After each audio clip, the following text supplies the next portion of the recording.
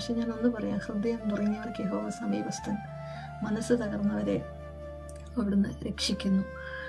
എൻ്റെ ഹൃദയ തകർച്ചയുടെ നടുവിലാണ് ഞാൻ ദൈവത്തോട് സംസാരിച്ചത്. ഞാനൊരു മുട്ടിലും നിന്നില്ല, ഞാനൊരു പ്രാർത്ഥനയും റിപ്പീറ്റ് ചെയ്ത് ചോദിച്ചില്ല, രോഗസൗഖ്യം ചോദിച്ചില്ല. പക്ഷേ എൻ്റെ അന്നത്തെ അവസ്ഥ എൻ്റെ അപ്പന് നന്നായിട്ടറിയായിരുന്നു.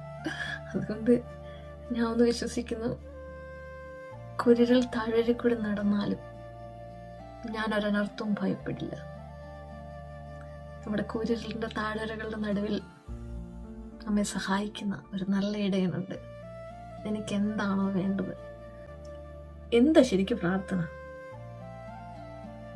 ദൈവത്തോട് സംസാരിക്കുക, അപ്പനോട് സംസാരിക്കുക.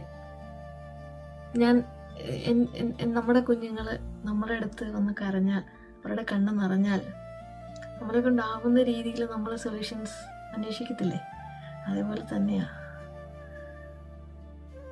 ഞാൻ ഹൃദയം കൊണ്ട് കരഞ്ഞാൽ എൻ്റെ അപ്പന് താങ്ങൂല.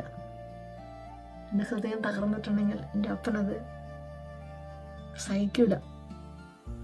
അതുകൊണ്ട് അവിടുന്ന് ഒരു സൊല്യൂഷൻ തരും.